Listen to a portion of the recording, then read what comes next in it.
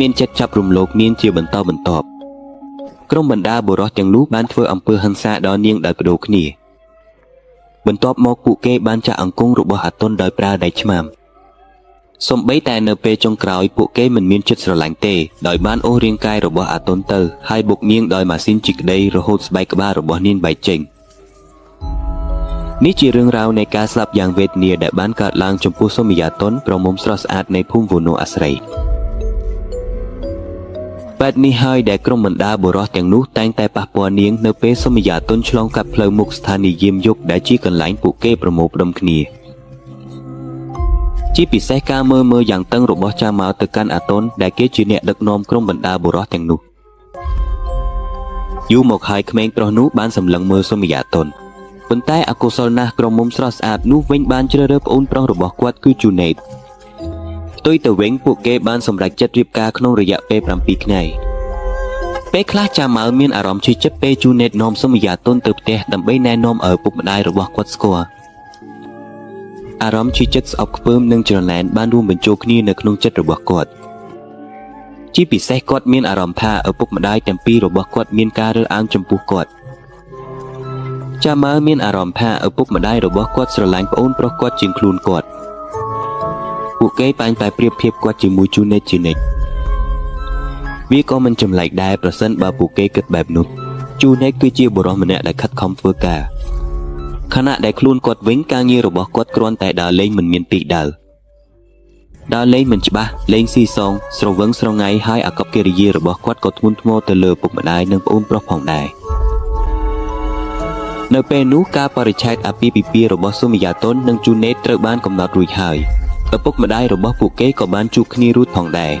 អកុសលនៅថ្ងៃនោះឪពុករបស់ជូណេតឈឺដូច្នេះគាត់ចាំបាច់ត្រូវបញ្ជាឲ្យកូនប្រុសទៅដឹកគ្រាប់ពូជដំណាំចេញក្រៅពីក្រុងបើពុកគាត់សុខសប្បាយប្រហែលជាគាត់នឹងទៅផ្ទាល់ខ្លួនច្រើនបំផុតគាត់នឹងមានកម្មករម្នាក់ជួយជិះរថយន្តដែលអាចនិយាយបានថាជំនាញក្នុងការបើកបរតែឪពុករបស់ជូណេតមិនធ្លាប់ទុកចិត្តការងារនេះឲ្យនរណាម្នាក់ក៏ដោយទេ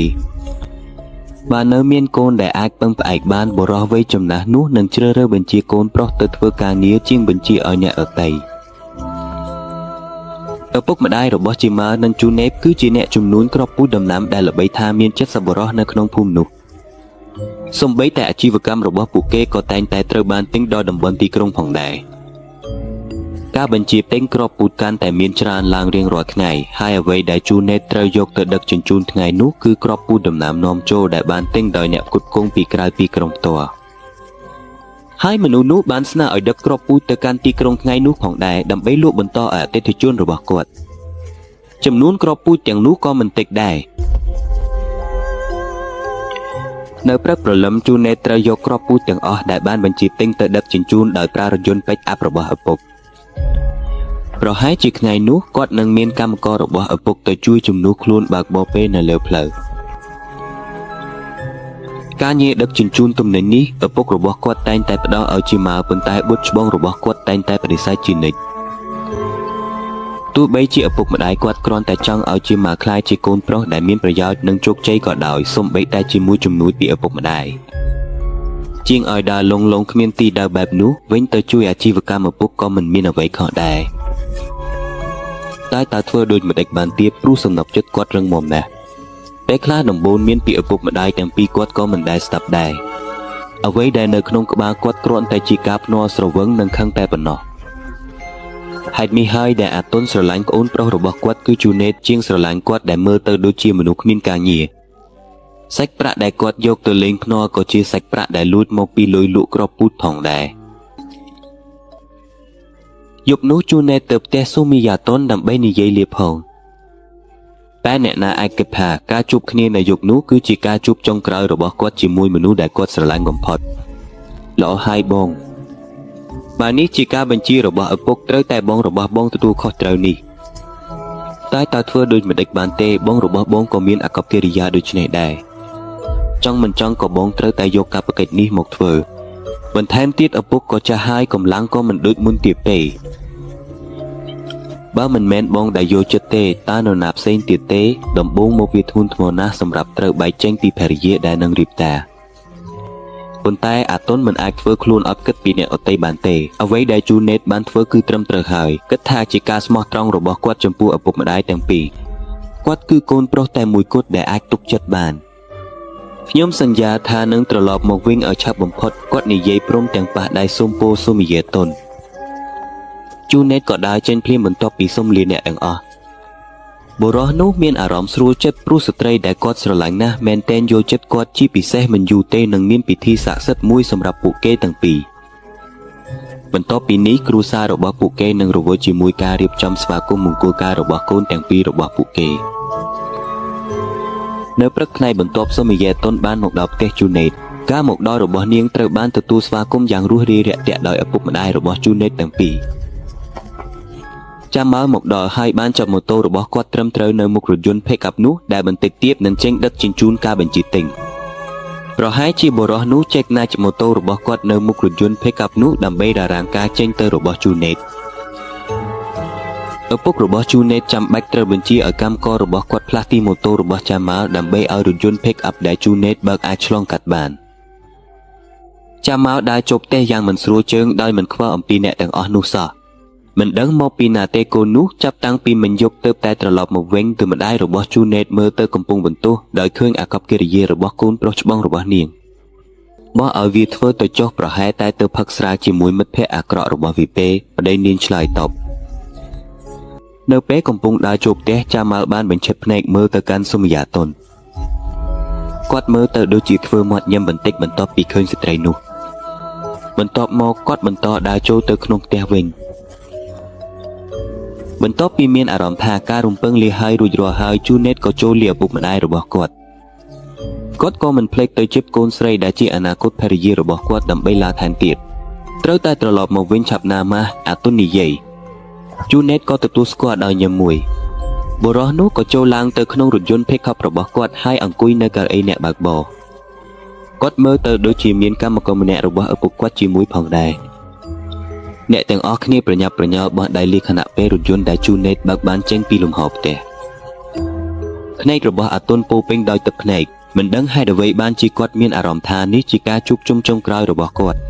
ទោះបីជាជូណេតគ្រាន់តែទៅឆ្ងាយរយៈពេលប៉ុន្មានថ្ងៃហើយពេលមួយទៀតពួកគេក៏នឹងរៀបការជាមួយគ្នាហើយក៏ដោយប្រហែលជាពីព្រោះមុននេះពួកគេពីរនាក់តែងតែស្ថិតនៅជាមួយគ្នាជានិច្ចកូនស្រីចូលទៅក្នុងផ្ទះសិនទៅក៏ឪពុករបស់ជូណេតបាននិយាយដោយអញ្ជើញអាតុនឲ្យចូលទៅក្នុងផ្ទះពុកអ៊ំសូមអរគុណខ្ញុំស្រួលចិត្តសូមលាផ្ទះសិនព្រោះថ្ងៃនេះខ្ញុំបានសន្យាជាមួយម៉ាក់របស់ខ្ញុំរួចហើយថានឹងជួយម៉ាក់រៀបចំអ្វីសម្រាប់ការរៀបការអាតុនបានបដិសេធមិនចូលទៅក្នុងផ្ទះព្រោះមុននេះគាត់បានសន្យាជាមួយម៉ាក់របស់គាត់ថានឹងត្រូវតែត្រឡប់ទៅផ្ទះឲ្យបានលឿនជួយរៀបចំអ្វីទាំងអស់សម្រាប់ការរៀបការរបស់ម៉ាក់ដែលនៅសល់តែប៉ុន្មានថ្ងៃទៀតប៉ុណ្ណោះអូហាដូច្នេះឯងមើលទៅមិនអាចរងចាំទេហើយណាកំពុងរងចាំថ្ងៃសំខាន់នោះគឺនៅចំកណ្ដាលនៃការមិនសុខចិត្តរបស់នាងដោយសារតែត្រូវបានចាក់ចេញពីជូណេតឥឡូវឪពុករបស់ជូណេតកំពុងព្យាយាមបំបត្តិទុក្ខឲ្យនាងកុំបារម្ភអីពេកូនស្រីជូណេតគ្រាន់តែទៅឆ្ងាយប៉ុន្មានថ្ងៃប៉ុណ្ណោះមិនមែនបាត់បង់ជាច្រើនឆ្នាំទេបុរសវ័យចំណាស់នោះបានសើចលេងជាមួយសុំយាតុនដើម្បីបំបត្តិទុក្ខឲ្យនាងអាតុនញឹមខ្មាស់ហើយនាងក៏បិទមុខរបស់នាងផងដែរចាស់ប៉ាដេខ្ញុំសូមអនុញ្ញាតទៅមុនអាសាឡាមូអាឡៃគុំគឺវ៉ាអាឡៃកូសាឡាមវាមិនសូវមានអារម្មណ៍ថាពេលវេលានៅថ្ងៃនោះក៏ឆាប់ហួសទៅដែរអាតុនដែលកំពុងជួយម្ដាយនៅផ្ទះបាយក៏មិនបានដឹងអំពីរឿងនោះដែរ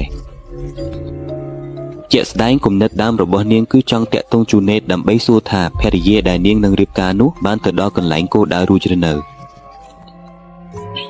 អាតុនក៏រត់ចូលបន្ទប់យ៉ាងប្រញាប់ប្រញាល់ដើម្បីយកទូរស័ព្ទរបស់នាងបន្ទាប់មកនាងបានចុចលេខទំនាក់ទំនងមួយដែលបានរក្សាទុកឈ្មោះថាម៉ាស់ជូណេតទូរស័ព្ទបានរត់ប៉ុន្តែការហៅពីអាតុនមិនទាន់មានអ្នកឆ្លើយពីផ្នែកនោះទេអាតុនក៏ព្យាយាមពាក់ទងម្ដងទៀតប៉ុន្តែជូណេតក៏មិនទទួលទូរស័ព្ទដែរប្រហែលជាម៉ាស់ជូណេតកំពុងរវល់បន្ទាប់ពីផ្អាកការហៅអាតុនក៏ដាក់ទូរស័ព្ទរបស់នាងត្រឡប់ទៅលើកវិញបន្ទាប់មកនាងបានទៅបន្ទប់ទឹកដើម្បីសម្អាតខ្លួនមួយផ្លែទៀតនឹងដល់ម៉ោងម៉ាគ្រីបដូចធម្មតាអាតុនមិនដែលខកខានក្នុងការទៅវត្តសូរាវិញទេនាងពេញចិត្តធ្វើប៊ូសជាមួយអ្នកឪពេជាក្រុមជាងធ្វើប៊ូសនៅផ្ទះ សម្រាប់នាងការធ្វើប៊ូជាក្រុមនឹងទទួលបានបុណ្យជាច្រើនជាងមនុស្សដែលធ្វើប៊ូម្នាក់ឯងនៅផ្ទះពេលដែលអាសានបានលន់ឡើងអាតុនក៏ទៅលាម្ដាយរបស់នាងដើម្បីទៅធ្វើប៊ូជាក្រុមនៅវត្តសូរាជាធម្មតានាងតែងតែចេញផ្ទះជាមួយមិត្តស្រីរបស់នាងប៉ុន្តែលើកនេះមិត្តដែលជាធម្មតាមកគ្រប់នាងនៅផ្ទះមិនដឹងហេតុអ្វីយប់នោះមិនបានមកទេ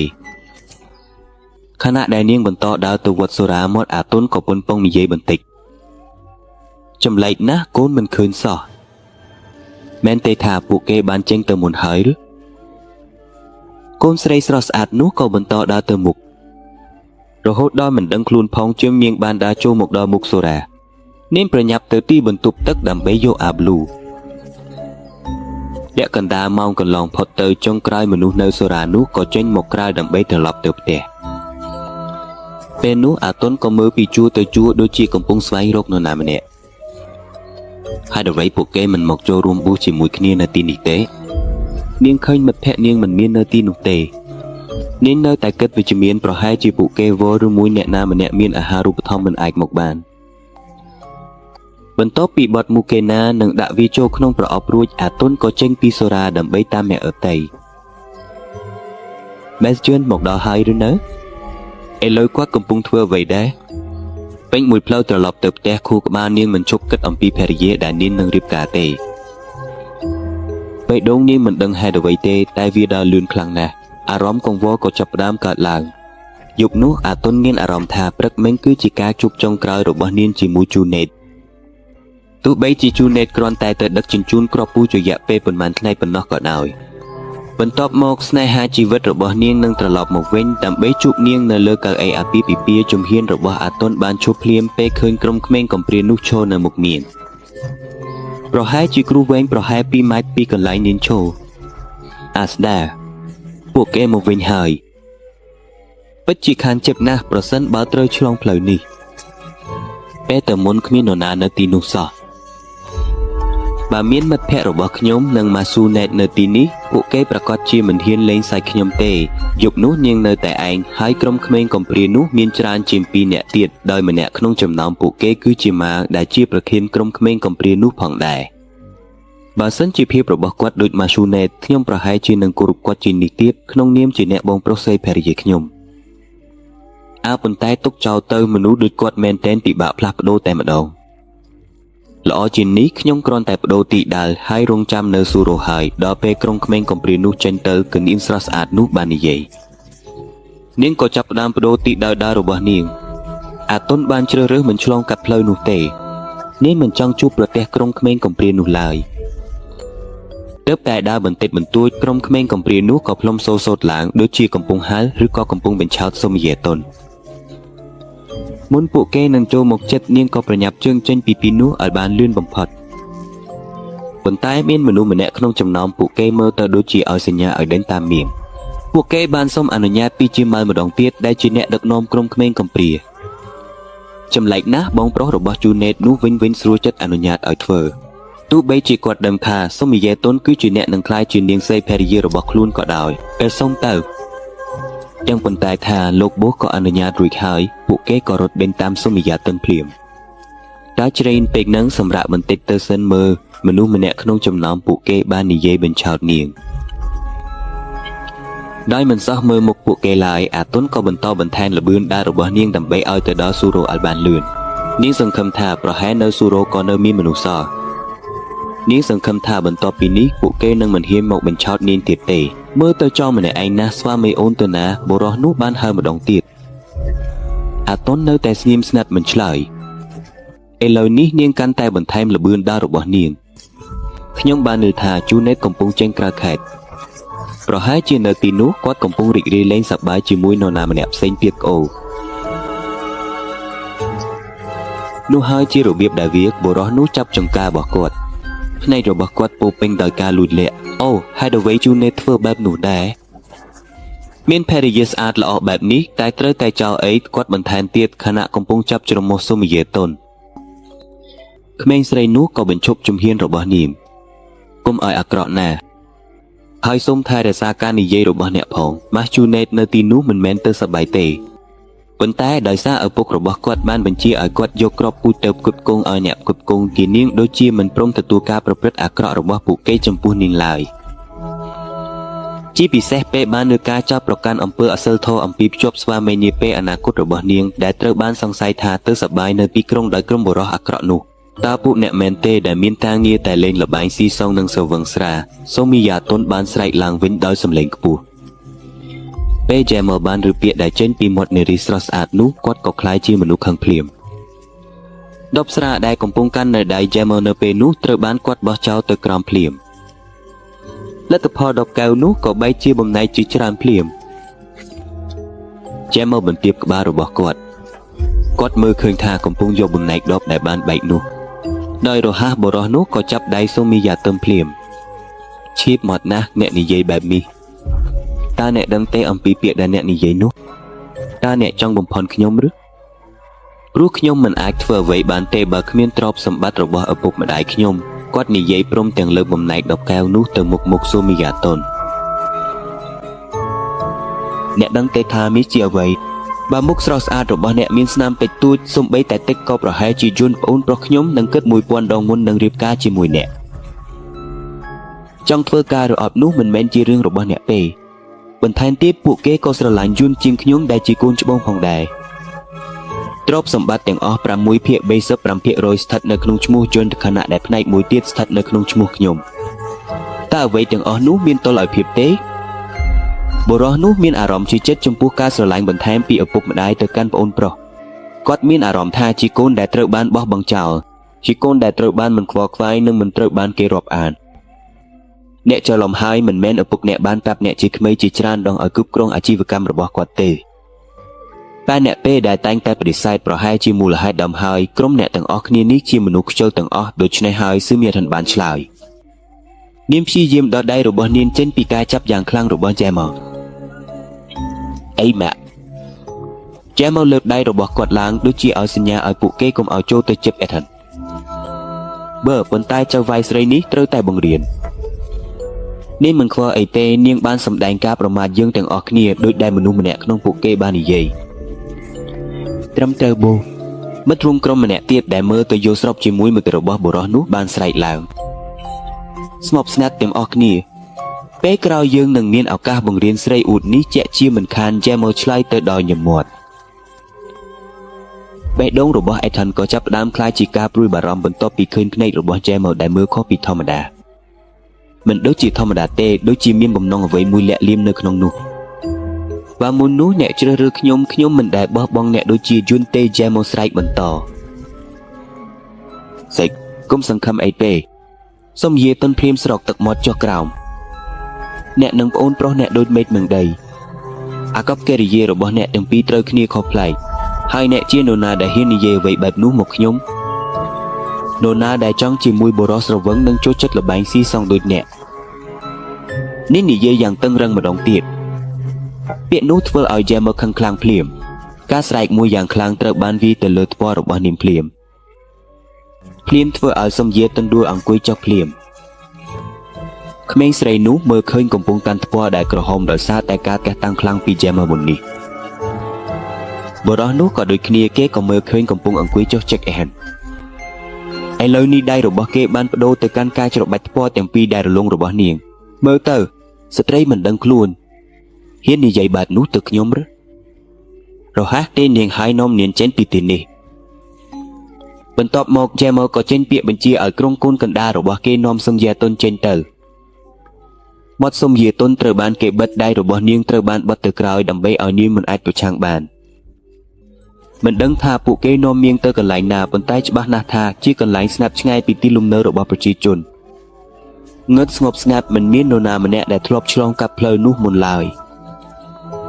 ត្រឹមត្រូវជាងនេះគឺនៅក្នុងអគារចាស់មួយដែលគ្មាននរណាម្នាក់ហ៊ានចូលទៅទេ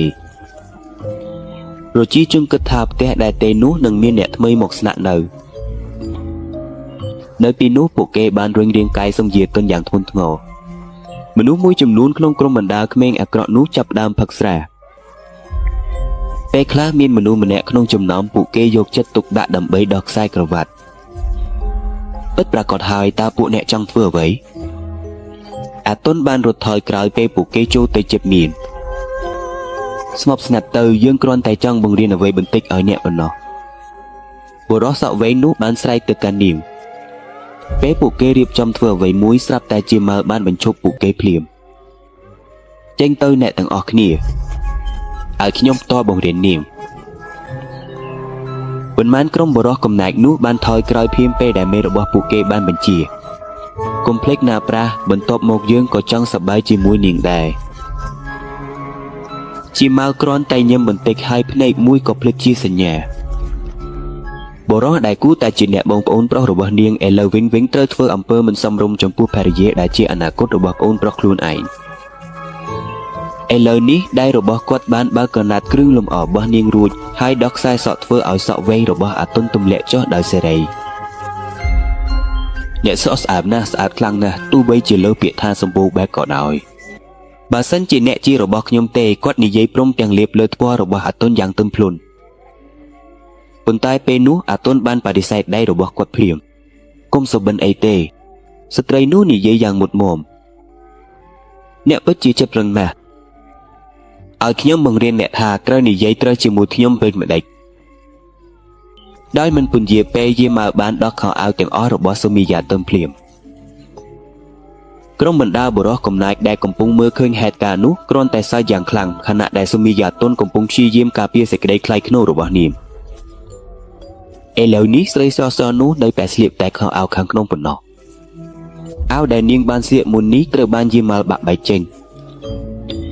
ពេលឃើញរូបរាងស្អាតរលោងនិងរឹងមាំដែលលេចចេញពីក្រោយក្រណាត់នោះភ្នែករបស់ពួកគេក៏ភ្ញាក់ផ្អើលទាំងអស់គ្នាបានលេបទឹកមាត់របស់ខ្លួនភ្លាមដូចគ្នានឹងយាម៉ៅផងដែរអាតុនអាចតែយំស្រក់ទឹកភ្នែកដោយប្រើដៃទាំងពីររបស់នាងបិទខ្លួនដែលស្ទើរតែអាក្រាតនោះប៉ុន្តែសូម្បីតែដៃទាំងពីរនោះក៏មិនអាចបិទសម្រស់នាងបានទេ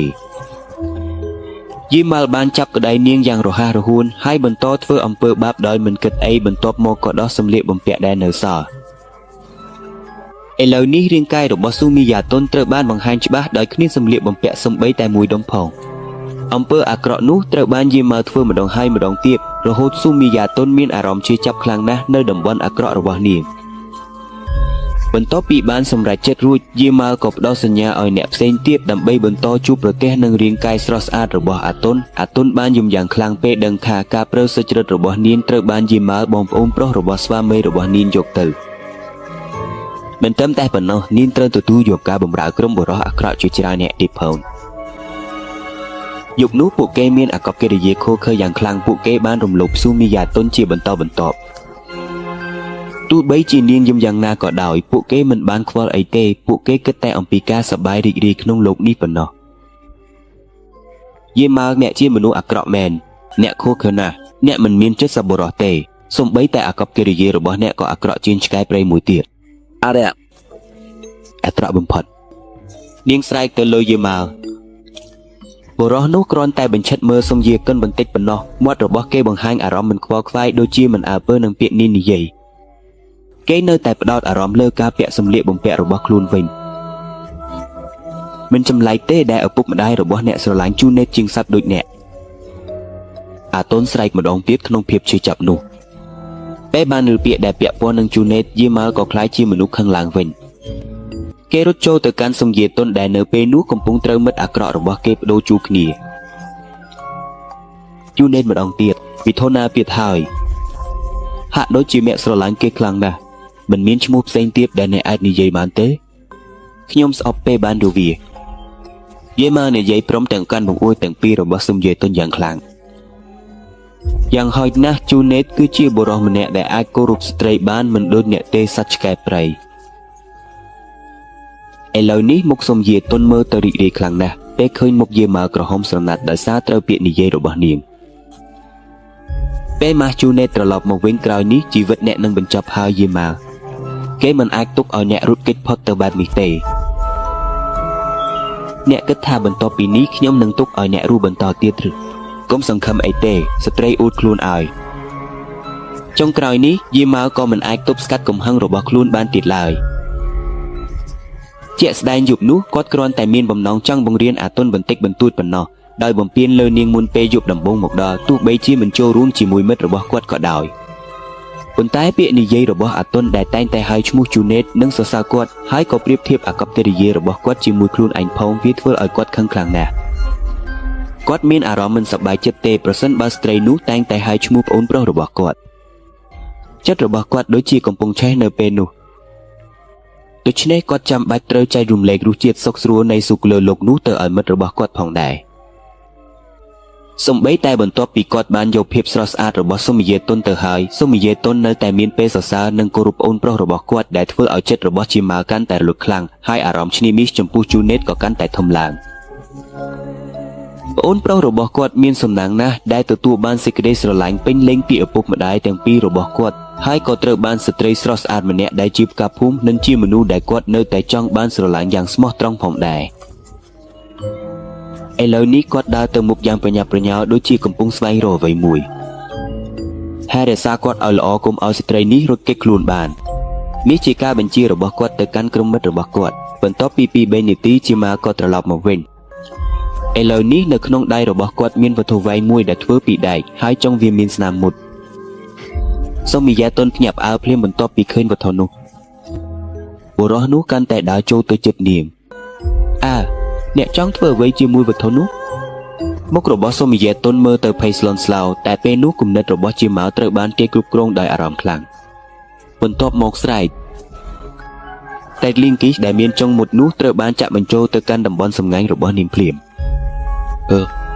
សូមយាតុនស្រែកដោយឈឺចាប់យ៉ាងខ្លាំងបំផុត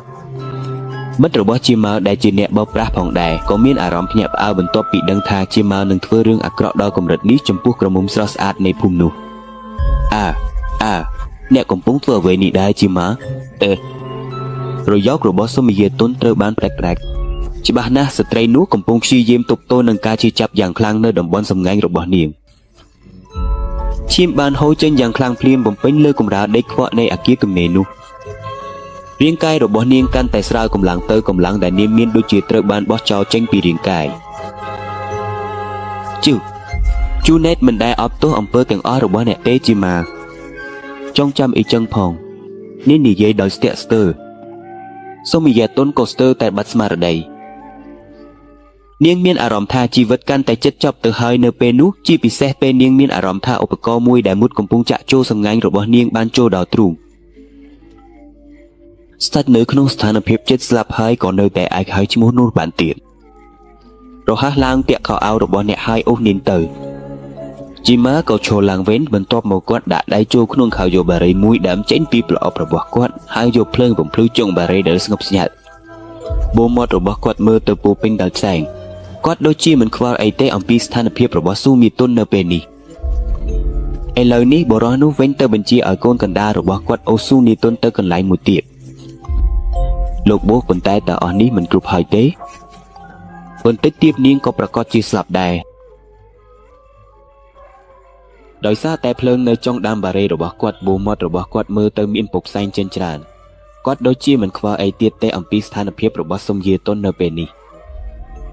ឥឡូវនេះបុរសនោះវិញទៅបញ្ជាឲ្យកូនកណ្ដាលរបស់គាត់អូសុំយាតុនទៅកន្លែងណាមួយទៀតលោកបូប៉ុន្តែតើអ្វីទាំងនេះមិនគ្រប់គ្រាន់ហើយទេមិនយូរទេនាងក៏ប្រកាសជាស្លាប់ដែរលោកបូគឺមនុស្សម្នាក់ក្នុងចំណោមពួកគេបាននិយាយហេតុអ្វីពួកអ្នកភ័យខ្លាចចូលគុកឬទៅវិញទៅផ្ទះប្រសិនបើកម្លាំងចិត្តរបស់ពួកអ្នកខ្សោយ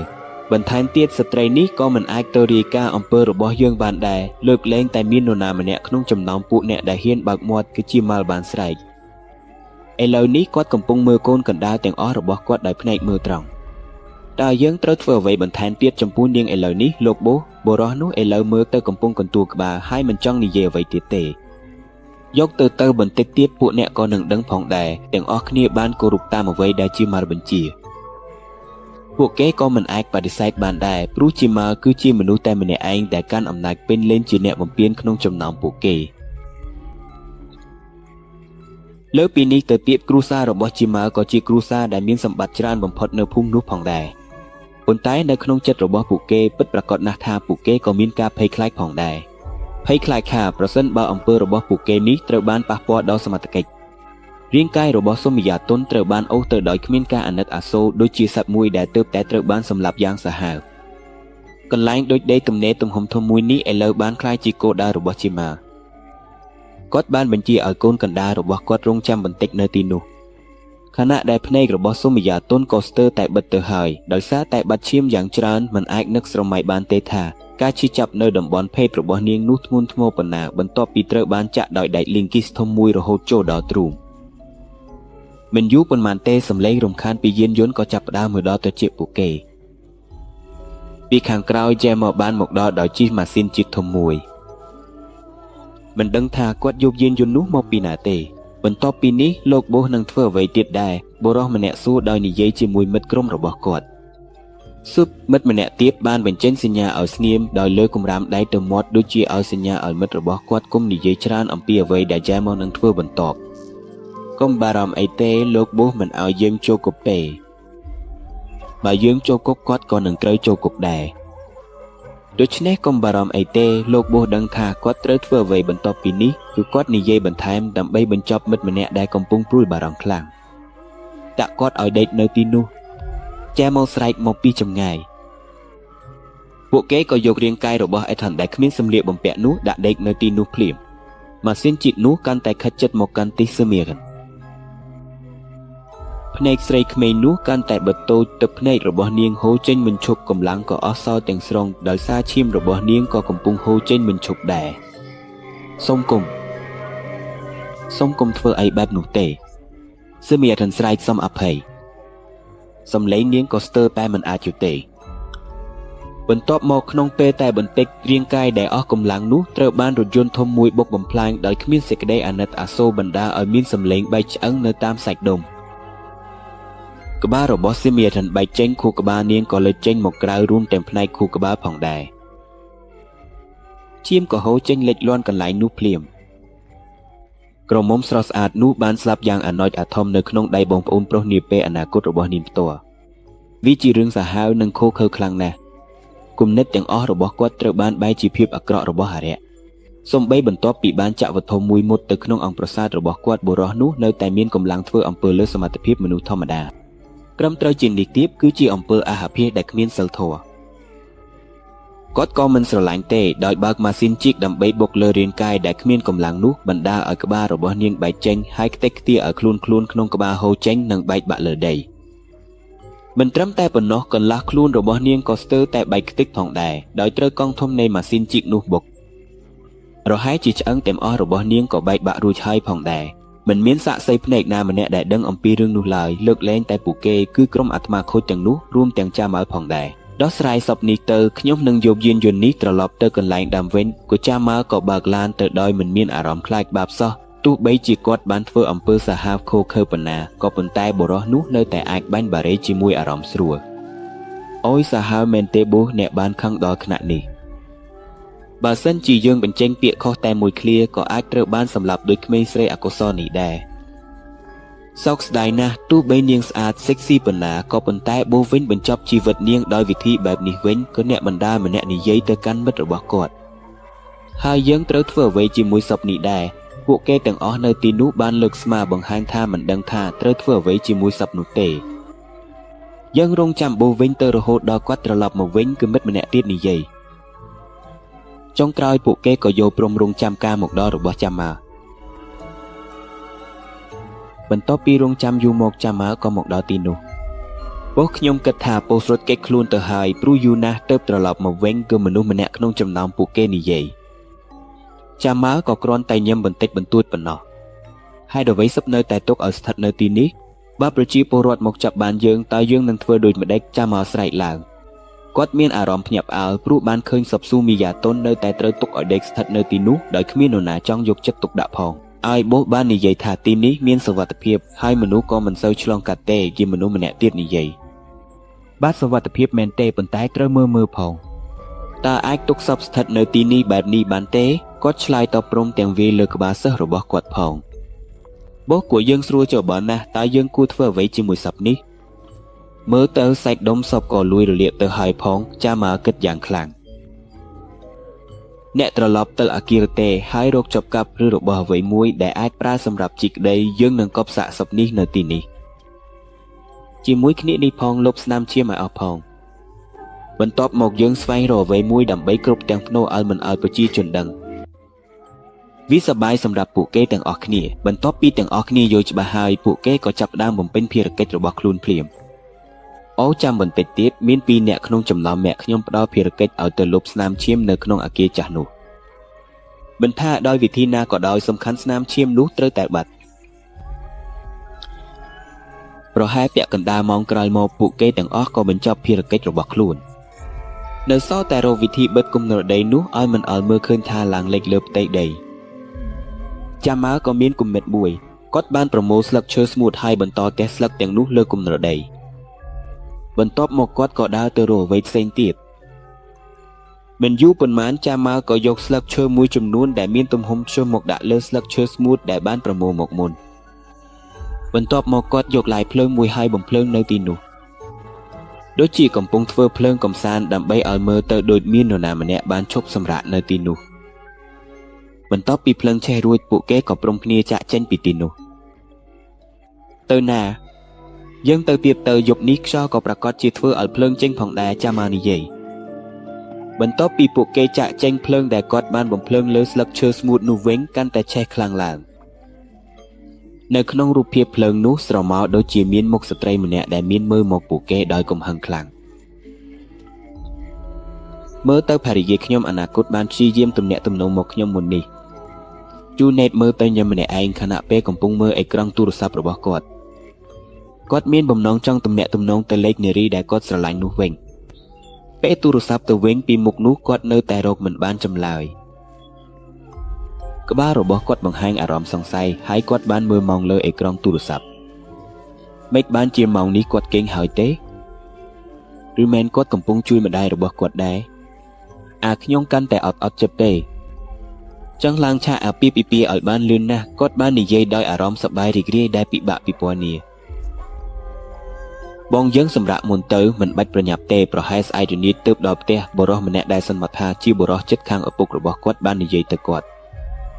ជូណេតបានត្រនេកក្បាលយល់ព្រមហើយពួកគេបានសម្រេចចិត្តសម្រាកបន្តិចនៅមុខហាងលក់អាហារតូចមួយចំណែកជូណេតវិញគាត់ជ្រើសរើសគេងនៅក្នុងឡានបងចង់ផឹកកាហ្វេទេបរិះនោះបានហៅម្ដងទៀតទៅគាត់គេបងអរគុណខ្ញុំចង់គេងបន្តិចបន្ទាប់មកជូណេតបានរុករកកម្មវិធីនៅលើអេក្រង់ទូរស័ព្ទរបស់គាត់ហើយស្វែងរករូបថតមួយដែលជារូបថតនៃភរិយាដែលនឹងរៀបការរបស់គាត់ផ្ទាល់ទើបតែព្រឹកមីប៉ុណ្ណោះដែលខ្ញុំទុកអូនចោលតែហេតុអ្វីចិត្តនេះគួរឲ្យនឹកអូនខ្លាំងណាស់ចង់ត្រឡប់ទៅផ្ទះឲ្យលឿនណាស់គាត់និយាយព្រមទាំងបន្តញឹមនឹងរូបថតនោះមិនយូរប៉ុន្មានបន្ទាប់មកជូណេតក៏ដេកលក់នៅក្នុងឡានយប់នោះបន្ទាប់ពីហេតុការណ៍អាក្រក់ដែលគាត់បានធ្វើចំពោះសុំយាយទុនយ៉ាងសាហាវចាំមើលក៏មិនអាចដេកលក់បានស្រួលទេទោះបីជាធម្មតាបន្ទាប់ពីស្រវឹងគាត់តែងតែអាចដេកលក់បានយ៉ាងងាយស្រួលក៏ដោយហើយលើពីនេះទៅទៀតពេលនេះគាត់បានផឹកស្រាហើយពី10ហើយប៉ុន្តែភ្នែកគាត់នៅតែភ្លឺមិនដេកសោះស្រាប់តែចិត្តគាត់ក៏ត្រូវរុំដោយអារម្មណ៍កង្វល់មិនស្រួលអារម្មណ៍របស់គាត់ក៏คล้ายទៅជាមិនល្អយប់នោះហើយស្រាប់តែទ្វារបន្ទប់របស់គាត់ត្រូវបានគេគូសផងដែរគាត់មើលទៅនាឡិកាដែលព្យួរនៅលើជញ្ជាំងប៉ុន្តែពេលនោះបង្ហាញថាម៉ោង 2 ព្រឹកមិនយូរទេព្រឹកនឹងមកដល់ប៉ុន្តែភ្នែករបស់គាត់នៅតែបដិសេធមិនចង់ដេកម៉ាក់ជាម៉ាល់គិតថាអ្នកដែលគូសទ្វារបន្ទប់គាត់គឺម៉ាក់របស់គាត់ស្ងៀមស្ងាត់គ្មានចម្លើយជាម៉ាល់ក៏មិនចង់បើកទ្វាររបស់គាត់ដែរគាត់គិតថាម៉ាក់របស់គាត់មកគ្រាន់តែដើម្បីមកបន្ទោសគាត់ប៉ុណ្ណោះចុងក្រោយគាត់ក៏ដេកលើគ្រែហើយពីងខ្នាយគ្រប់ខ្លួនដើម្បីឲ្យភ្នែករបស់គាត់អាចបិទដេកបានរហូតដល់ពេលអាដានសុភូដំណើរការទើបមានសម្លេងជាម៉ាល់ញ័រខ្លាំងម៉ោង 9 ព្រឹកជាម៉ាល់ទើបតែថ្ញាក់ពីដំណេកគាត់ក៏ទៅផ្ទះបាយភ្លាមដើម្បីបំពេញពោះរបស់គាត់នៅផ្ទះបាយមានម៉ាក់របស់គាត់កំពុងរៀបចំសម្ភារៈផ្ទះបាយដែលទើបតែបោកស្អាតម៉ាក់យ៉ាងម៉េចយប់មិនបើកបន្ទប់ជាម៉ាសុំទោសម៉ាក់យប់មិនជាម៉ោងមួយដេកខានចង់បើកទ្វារឲ្យទេគេគាត់និយាយបែបអៀនខណៈដៃក៏យកអាហារបំពង់ខ្លះនៅលើត្បាយបរិភោគយ៉ាងឃ្លានម្ដាយញឿងឆ្ងល់ពេលរីសម្ដីកូនប្រុសច្បងឯងមិនស្រវឹងទៀតពេលលី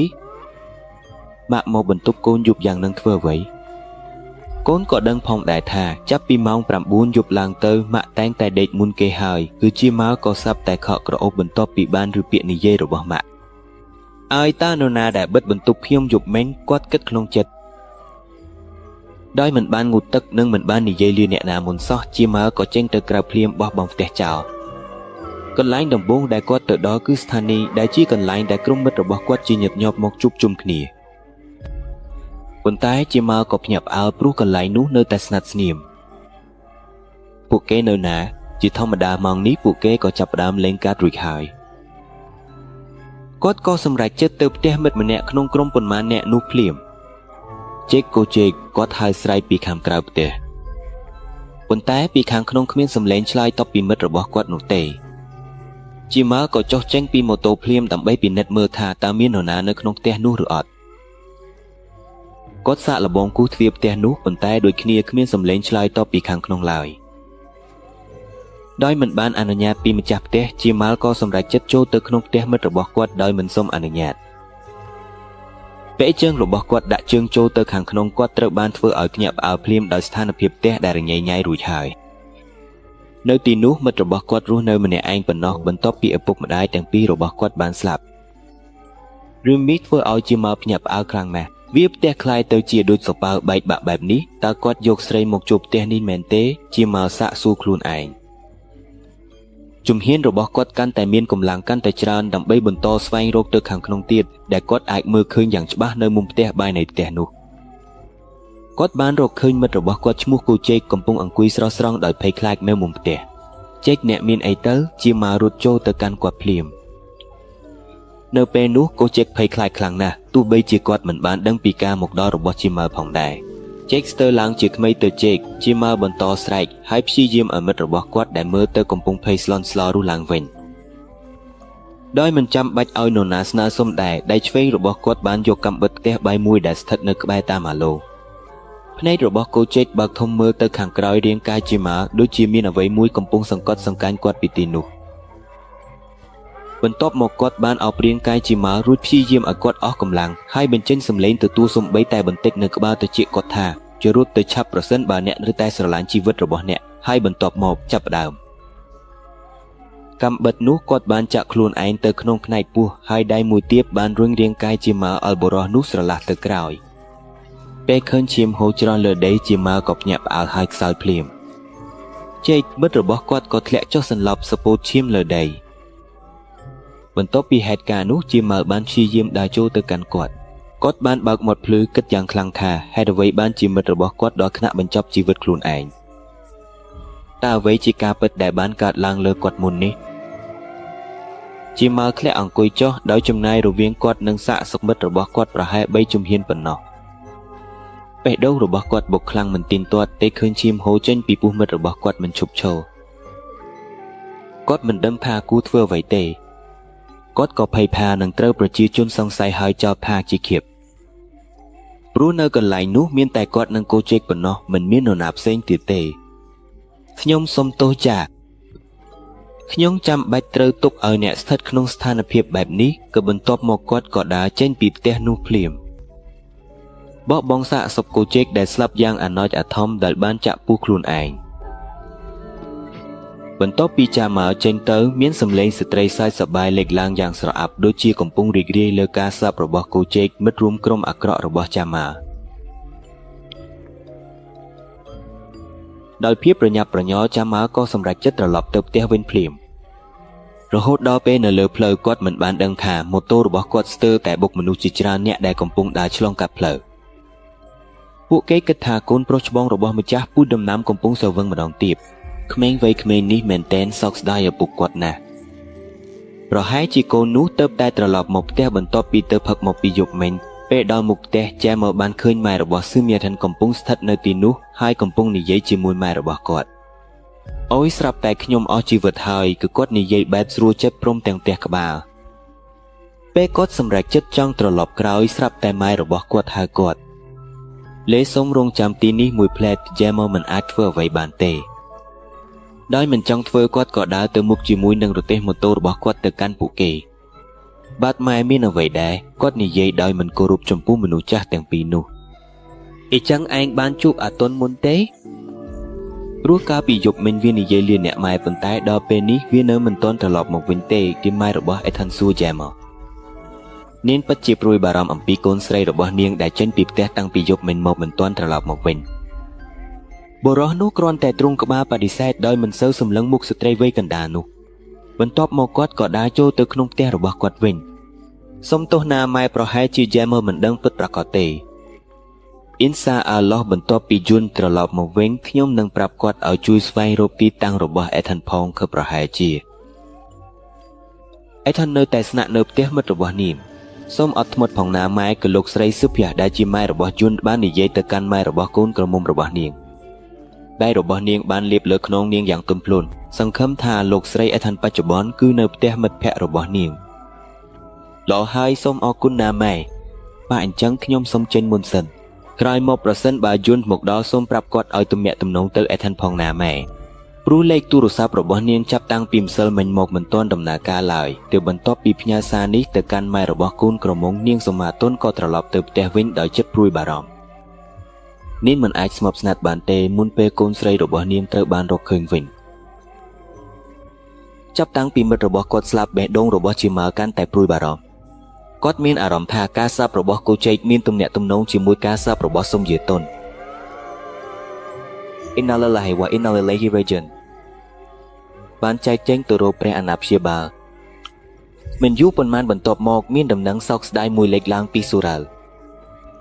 ពេលវេលាកាន់តែប្រហែលទៅគេបានឮថាឈ្មោះដែលត្រូវបានហៅនោះគឺឈ្មោះកូជែកដែលជាមិត្តរួមក្រុមរបស់គាត់ផ្ទាល់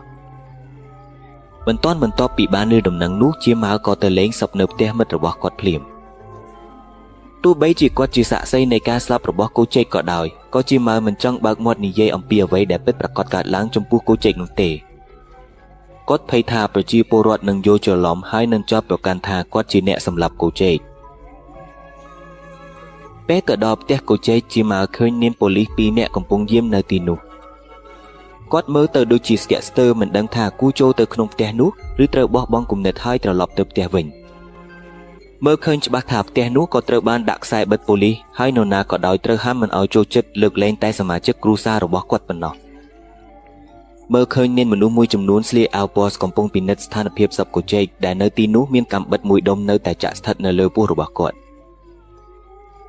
ក្នុងពេលបុគ្គលិកទាំងនោះកំពុងរវល់ជាម៉ាល់ក៏សាកល្បងចូលទៅជិតដើម្បីស្ដាប់ការពិភាក្សារបស់ពួកគេអំពីលទ្ធផលពិនិត្យសពសុំទោសលោកប៉ាដោយការត្រួតពិនិត្យមុនគឺមិនមានស្នាមម្រាមដៃផ្សេងទៀតឡើយលើកលែងតែស្នាមម្រាមដៃរបស់ជនរងគ្រោះផ្ទាល់លទ្ធផលសន្និដ្ឋានថាជនរងគ្រោះត្រូវបានសង្ស័យថាបានបញ្ចប់ជីវិតខ្លួនឯងបុគ្គលិកដែលសន្មតថាជាវិជ្ជបណ្ឌិតវិទ្យាសាស្ត្រព្យាបាលសពនោះបាននិយាយទៅកាន់សមាជិកដែលស្លៀកឯកសណ្ឋានទាំងនោះបុគ្គលិកទាំងនោះក៏ទទួលស្គាល់ដោយការជឿមួយក្បាលមិនយូរប៉ុន្មានទេអ្នកមកសោកសៅក៏បានមកដល់ផ្ទះស្ថានភាពក៏ផ្លាស់ប្ដូរទៅជាអារម្មណ៍សោកសៅយ៉ាងខ្លាំងនៅពេលម្ដាយមួយចំនួនចាប់ផ្ដើមនិយាយអំពីការស្លាប់ដែលបានកើតឡើងលើកូជែក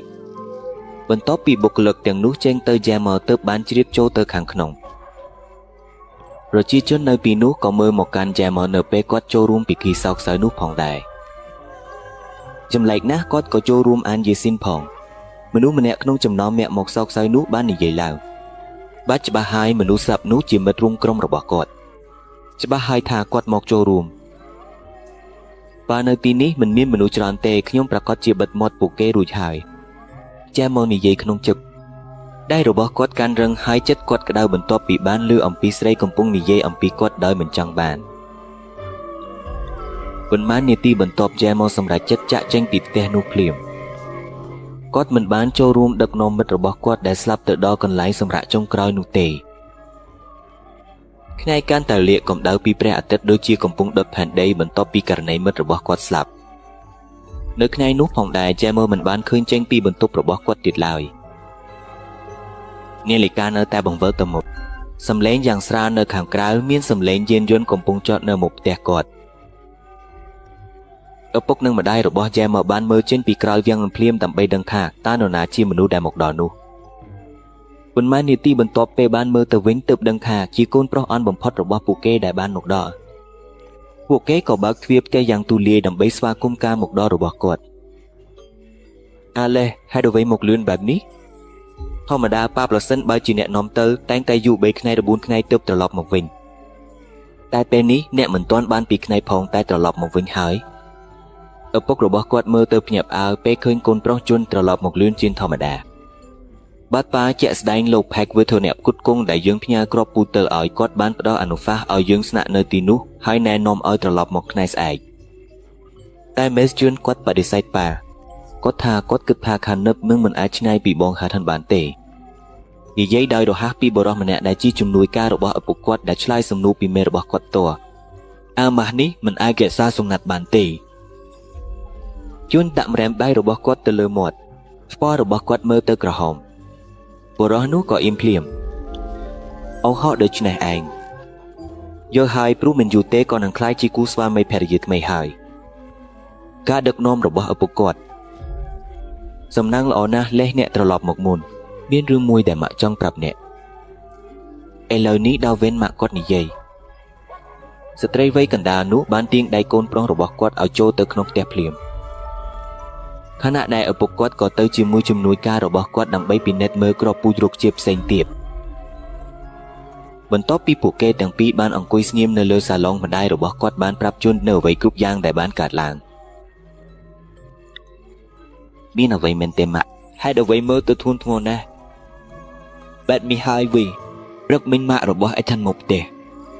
ម៉ាក់គាត់ប្រាប់ថាតាំងពីយប់មិញអេថានមិនទាន់ត្រឡប់មកផ្ទះមុននោះគាត់បានប្រាប់ថានឹងទៅវត្តសម្រាប់អធិដ្ឋានហើយម៉ាក់គាត់ក៏រងចាំរហូតដល់យប់យានដេកលើសាឡុងគាត់គិតថាអេថានត្រូវតែត្រឡប់មកហើយប៉ុន្តែពេលទៅមើលបន្ទប់វិញនៅតែទេ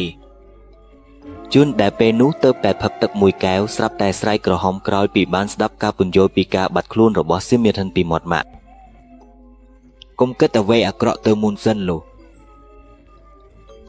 ប្រហែលអេថានគាត់ទៅស្នាក់នៅផ្ទះមិត្តភក្តិគាត់ក៏បានម៉ាក់គាត់ព្យាយាមបញ្ចប់អារម្មណ៍ឲ្យកូនប្រុសមិនឲ្យព្រួយបារម្ភសង្ឃឹមថាដូច្នេះណាម៉ាក់អេថានមិនធ្លាប់មានអាកប្បកិរិយាដូចនេះទេហើយមុនពេលយួនទៅដល់ទីក្រុងផងដែរគាត់តែងតែទំនាក់ទំនងមកជន់តែយួនមិនទាន់ឆ្លើយទូរស័ព្ទទេព្រោះពេលនោះយួនកំពុងបើកឡានបន្ទាប់ពីដល់ទីកន្លែងហើយយួនទើបតែទូរស័ព្ទទៅបង្រាប់ថាគាត់បានទៅដល់ដោយសុវត្ថិភាពតែអកុសលពេលនោះទូរស័ព្ទរបស់ស៊ីមៀថិនមិនដំណើរការទេម៉ាក់ចឹងទៅហើយយួននៅតែគិតវិជ្ជមានប្រហែលអេថានកំពុងជួយម៉ាក់របស់គាត់រៀបចំអ្វីសម្រាប់ការរៀបការរបស់យើងនៅពេលក្រោយជាធម្មតាទូទៅណាក៏ដោយអេថានតែងតែសុំអនុញ្ញាតពីឪពុកម្ដាយជាមុនសិនបើមិនសុំឪពុកម្ដាយក៏សុំអនុញ្ញាតពីយួនដែរតែលើកនេះមិនដឹងហេតុអ្វីចិត្តយួនមានអារម្មណ៍មិនស្រួលចិត្តខ្លាំងណាស់ដូចជាពេលទៅដល់ទីក្រុងហើយយួនមានអារម្មណ៍ថាចង់ត្រឡប់មកផ្ទះភ្លាមសង្ឃឹមថាអេថានសុខសប្បាយល្អណាស់ម៉ាក់យួនព្យាយាមលងលងខ្លួនឯងប៉ុន្តែអ្វីទាំងនោះមិនអាចបន្ថយអារម្មណ៍កង្វល់របស់គាត់ដែលតែងតែចេញមកពេលគាត់គិតអំពីទីតាំងរបស់អេថាននៅពេលនេះទេគាត់ក៏ចេញទៅស្នាក់នៅលើរានហើផ្ទះដើម្បីចង់តាក់ទងទៅលេខអេថានម្ដងទៀតមិនដឹងទេប្រសិនបើទូរស័ព្ទរបស់គាត់បានបើកវិញទូរស័ព្ទដំណឹងប៉ុន្តែមិនមាននរណារើសឡើយគាត់បន្តព្យាយាមតាក់ទងទៅគាត់ម្ដងទៀតអូហើយអ្វីសំឡេងទូរស័ព្ទវាដូចជានៅជិតទីនេះជាសំឡេងទូរស័ព្ទរបស់អេថានឬទូរស័ព្ទរបស់អ្នកផ្សេងទៀតជូនកាន់តែចង់ដឹងបន្ថែមបន្ទាប់ពីមានអារម្មណ៍ថាសំឡេងទូរស័ព្ទនោះដូចជានៅជុំវិញផ្ទះរបស់គាត់ប៉ុន្តែគាត់ក៏មិនប្រកាសថាសំឡេងទូរស័ព្ទនោះពិតជាមកពីឧបករណ៍របស់អេថានឬអត់ដោយប្រុងប្រយ័ត្នជូនបន្តបើកទូរស័ព្ទដៃរបស់គាត់ដើម្បីតាក់ទងទៅលេខនោះខណៈដែលគាត់ស្ដាប់កាន់តែច្រើនគាត់មានអារម្មណ៍ថាសំឡេងទូរស័ព្ទនោះដូចជាធ្លាប់ស្ដាប់នៅក្នុងបន្ទប់បងប្រុសគាត់គឺ Jammer ទ្វារបន្ទប់ត្រូវបានបើកយ៉ាងស្រួលគាត់ឃើញថាបងប្រុសគាត់កំពុងដេកទូរស័ព្ទដែលកំពុងមានសំឡេងនោះ Jammer ដាក់លើតុនៅជិតគ្រែរបស់គាត់ជូនដើរចូលទៅជិតដើម្បីពិនិត្យមើលប៉ុន្តែពេលដៃរបស់គាត់ស្ទើរតែអាចយកវត្ថុនោះបានស្រាប់តែ Jammer ភ្ញាក់ឡើងភ្លាមហើយយកទូរស័ព្ទនោះចេញពីលើទៅកាន់ខ្លួនបងទូរស័ព្ទនោះជារបស់នរណាជូនដែលកំពុងសង្ស័យឃើញអាកប្បកិរិយារបស់បងប្រុសដែលយកទូរស័ព្ទនោះភ្លាមក៏ភ្ញាក់ផ្អើលមិត្តមួយណាបងប្អូនហើយហេតុអ្វីបានជាទូរស័ព្ទរបស់គាត់ត្រូវផ្ដល់ឲ្យបងថែរក្សាជូនហេតុនៅតែមិនជឿនឹងពាក្យនិយាយរបស់បងរបស់គាត់ទេសំណួរច្រើនណាស់អូននេះជាទូរស័ព្ទរបស់មិត្តបងម្នាក់ដែលបានស្លាប់រួចហើយឈ្មោះកូចេក បើមិនជឿសួរប្រជាពលរដ្ឋនៅទីនេះក៏បានបើចាំបាច់ទៅដល់ផ្ទះប៊ុនសឹបគាត់ផងក៏បានអ៊ីណាលេឡាហ៊ីបងកូជេកសាប់ពេម៉ាជូណេតមានអារម្មណ៍ភ្ញាក់ផ្អើលខ្លាំងបន្ទាប់ពីបានឮដំណឹងអំពីការសាប់របស់កូជេកគាត់ក៏ស្គាល់កូជេកយ៉ាងល្អផងដែរពីព្រោះគាត់ជាញឹកញាប់ឃើញកូជេកមកផ្ទះរបស់គាត់ជាញឹកញាប់ដើម្បីអញ្ជើញបងរបស់គាត់ឈ្មោះជាម៉ាចេញទៅក្រៅនៅពេលនោះផងដែរជូណេតក៏បញ្ឈប់ការសួរនិងស៊ើបអង្កេតជាម៉ាល់អំពីសម្លេងរោទទូរស័ព្ទនោះគាត់គិតថាប្រហែលសម្លេងរោទនោះវាស្រដៀងគ្នាហើយទូរស័ព្ទប្រភេទនោះក៏មានលក់ច្រើននៅផ្សារផងដែរគាត់នៅតែគិតវិជ្ជមានថានៅពេលនោះអាតុនពិតជាទៅស្នាក់នៅផ្ទះមិត្តរបស់នាងបន្ទាប់មកគាត់ក៏ប្រញាប់ចេញពីបន្ទប់បងរបស់គាត់ហើយមានបំណងទៅលាងខ្លួនបន្ទាប់មកគាត់នឹងទៅផ្ទះមិត្តរបស់អាតុនដើម្បីសួរអំពីទីតាំងរបស់នាងបន្ទាប់ពីជួបគ្នាគាត់នឹងទៅយកនាងមកវិញហើយនាំនាងត្រឡប់មកផ្ទះសំណាងល្អជាមកដកដង្ហើមយ៉ាងស្រួលចិត្តបន្ទាប់មកគាត់ក៏ដាក់ទូរស័ព្ទនោះចូលក្នុងហោប៉ៅខោរបស់គាត់ទោះបីជាអ្នកស្វែងរកទៅដល់ចុងលោកក៏ដោយអ្នកក៏មិនអាចរកឃើញក្មេងស្រីនោះទេគាត់និយាយដោយញឹមបន្តិចលើបបូមាត់មិនយូរប៉ុន្មានបន្ទាប់ពីជាម៉ានិយាយបែបនោះរូបថតគ្រួសារដែលនៅក្នុងបន្ទប់គាត់បានធ្លាក់ចុះដោយខ្លួនឯងបណ្ដាលឲ្យស៊ុំនឹងកញ្ចក់រូបថតនោះបែកបាក់ដំបូងគាត់ភ្ញាក់ផ្អើលប៉ុន្តែបន្ទាប់មកជាម៉ាក៏មិនអើពើអំពីរឿងនោះទេគាត់គិតថារូបថតនោះធ្លាក់ដោយសារត្រូវខ្យល់បក់ដោយសារតែការធ្វើរបស់ជូណេតដែលចូលបន្ទប់គាត់ដោយសម្ងាត់បានធ្វើឲ្យជាម៉ាកាន់តែប្រុងប្រយ័ត្នបន្ថែមទៀតដើម្បីឲ្យជូណេតមិនសង្ស័យគាត់អំពីករណីបាត់ខ្លួនរបស់សូម៉ាតុនគាត់ក៏មានគំនិតចេញពីផ្ទះម្ដងទៀតហើយសម្រេចចិត្តថានឹងត្រឡប់មកវិញនៅព្រឹកស្អែកល្ងាចថាដូចជាបានមកដល់ហើយពេលវេលាបានឆ្លងកាត់យ៉ាងលឿនដោយមិនដឹងខ្លួនជូណេតនៅពេលនោះកំពុងត្រៀមខ្លួនស្វែងរកសូម៉ាតុនព្រមទាំងទៅអធិស្ឋានម៉ាគ្រីបជាមួយគ្នានៅស៊ូរ៉ូក៏បានលាឪពុកម្ដាយរបស់គាត់ភ្លាមដើម្បីចេញដំណើរគាត់សង្ឃឹមថាគុំមិត្តរបស់គាត់មិនខុសទេហើយសង្ឃឹមថាអាតុននឹងត្រូវបានរកឃើញឆាប់នេះនៅពេលដើរទៅវិមានសាសនាជូណេតប្រកាសជាត្រូវឆ្លងកាត់ផ្ទះរបស់សូម៉ាតុនជាមុនជូណេតក៏មានគំនិតថាគាត់នឹងចូលទៅផ្ទះនាងផងដើម្បីសួរថាសូម៉ាតុនតើបានត្រឡប់មកផ្ទះវិញរួចឬនៅនៅចម្ងាយមួយផ្ទះទៀតមុនដល់ផ្ទះនារីដែលជាអនាគតភរិយារបស់គាត់ជូណេតបានឃើញភ្លើងមួយបញ្ចេញពន្លឺពីផ្ទះសូម៉ាតុនហាក់ដូចជាកំពុងភ្លឺភ្លាមពេលខ្លះភ្លើងភ្លឺពេលខ្លះភ្លើងដាច់ហើយបន្តបែបនោះទៅដោយគ្មានការរំពឹងទុកនៅពេលឆ្លងកាត់ផ្ទះដែលគាត់ចង់ទៅគាត់បានឃើញស្ត្រីម្នាក់ដែលមានរូបរាងស្រដៀងសូម៉ាតុនកំពុងអង្គុយស្ងប់ស្ងាត់ម្នាក់ឯងនៅមុខរានហាលនោះស្ត្រីនោះមើលទៅកំពុងកន្ទុយក្បាលហើយសូម្បីតែមិនដឹងថាគាត់មកដល់ផងដែរអស់ចាលេគុំសួស្ដីជូណេតបាននិយាយសួស្ដីប៉ុន្តែស្ត្រីនោះមិនឆ្លើយតបនឹងគាត់ទេសរុបមកវាជាខ្ញុំយន្តខ្ញុំត្រឡប់មកពីទីក្រុងហើយប៉ុន្តែស្ត្រីនោះនៅតែស្ងៀមស្ងាត់ជូណេតក៏អង្គុយជិតនាងភ្លាមនៅពេលអង្គុយជិតស្ត្រីនោះអារម្មណ៍ឧស្សាហ៍ក្រអូបរបស់ជូណេតបានឃើញក្លិនក្រអូបផ្កាផ្សេងសុំថ្ងៃនេះអីចឹងក៏ប្រើទឹកអប់ផងក្លិនក៏ខ្លាំងណាស់តាមដែលខ្ញុំដឹងអ្នកមិនធ្លាប់ប្រើទឹកអប់ដែលមានក្លិនបែបនេះទេជូណេតនិយាយដោយបិទច្រមុះនឹងមាត់របស់ខ្លួនអ្នកទៅណាមកដែរមនុស្សគ្រប់គ្នាកំពុងស្វែងរកអ្នកបើចង់ទៅលេងត្រូវសុំអនុញ្ញាតពីប៉ាម៉ាក់សិនដើម្បីឲ្យពួកគេមិនត្រូវស្វែងរកអ្នកមិនធ្លាប់ធ្វើបែបនេះទេសូមនិយាយតុននៅតែបោះមុខចុះនិងស្ងៀមស្ងាត់មិននិយាយសោះ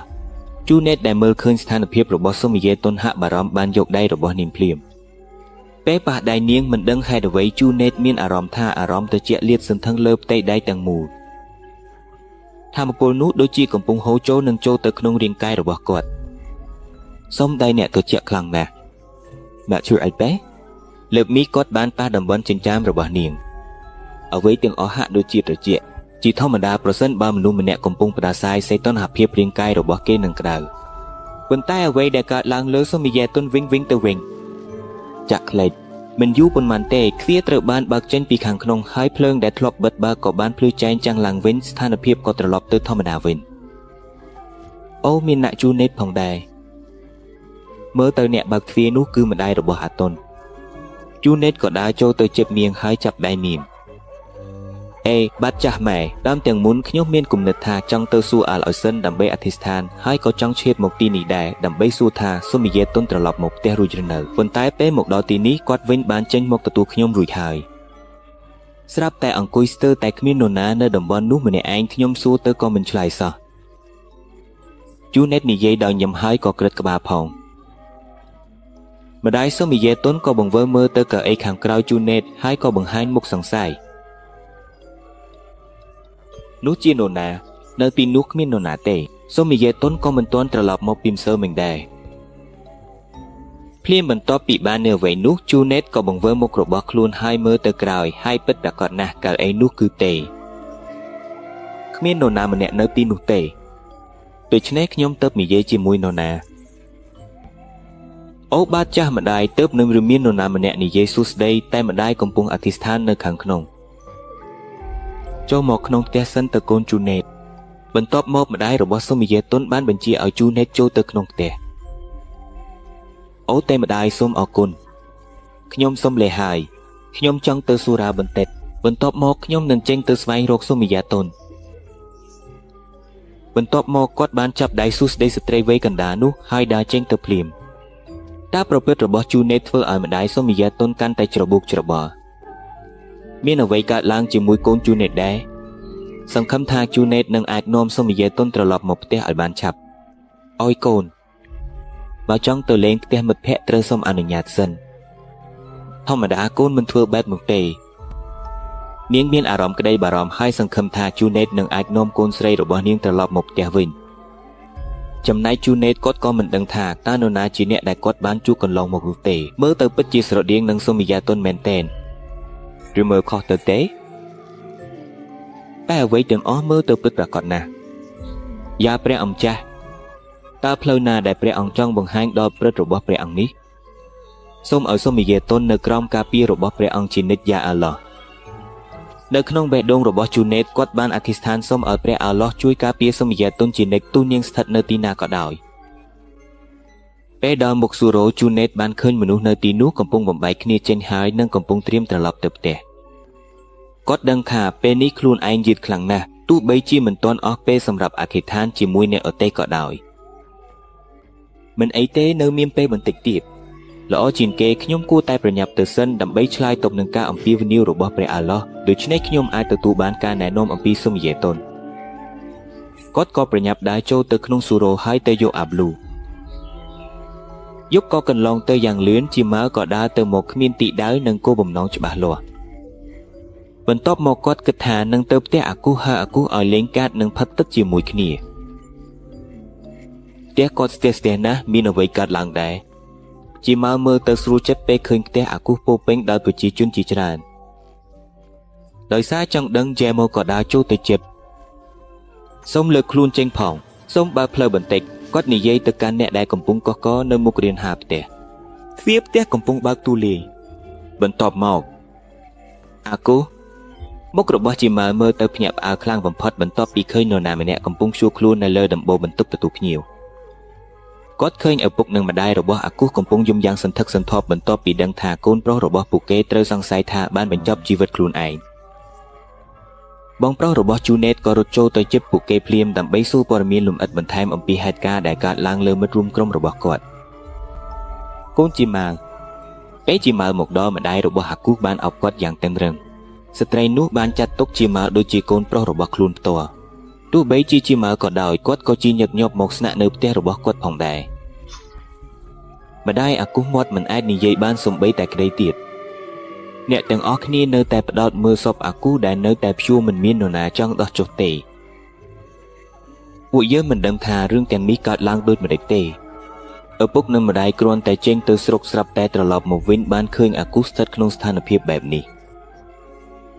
ឪពុករបស់អាគូបានបញ្យល់យ៉ាងច្បាស់បុរសនោះបានលេបក្នុងប្រពន្ធរបស់គាត់ហើយព្យាយាមផ្ដល់កម្លាំងឲ្យនាង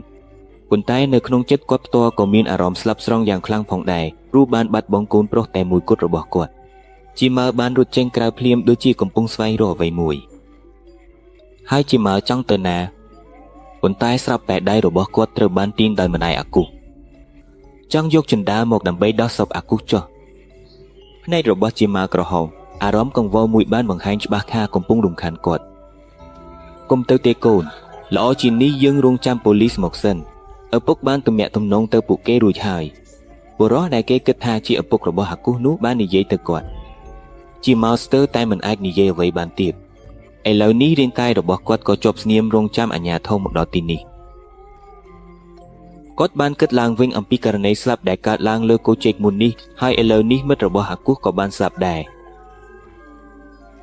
ទោះបីជាពួកគេគិតថាជាម៉ៅជាមេក្រុមក៏ដោយប៉ុន្តែពួកគេទាំងអស់ស្និទ្ធស្នាលគ្នាណាស់ជាពិសេសពេលជាម៉ៅផ្ដល់បញ្ជាពួកគេតែងតែអនុវត្តត្រឹមត្រូវដោយមិនធ្វើការតវ៉ាឡើយគាត់ក៏ចាប់ផ្ដើមភ័យថាការស្លាប់របស់មិត្តទាំងពីររបស់គាត់នេះប្រហែលជាមានទំនាក់ទំនងជាមួយសមាតុនក្រមុំស្រស់ស្អាតក្នុងភូមិដែលពួកគេបានសម្លាប់ហើយសពរបស់នាងក៏នៅតែត្រូវបានបោះបង់ចោលដោយពួកគេត្រចៀករបស់ជាម៉ៅបានឮសំឡេងស្ត្រីម្នាក់កំពុងសើចសប្បាយគាត់បន្ទាប់មកបានបែរមុខទៅក្រោយឃើញក្រុមប្រជាជនកំពុងរវល់មើលសពអាគុះដែលនៅតែព្យួរលើនោះ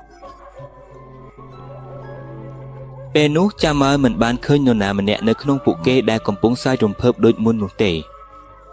គាត់ឃើញពួកគេទាំងអស់កំពុងរវល់នឹងការងាររបស់ខ្លួនហើយក៏និយាយអំពីករណីស្លាប់របស់អាគុះផងដែរ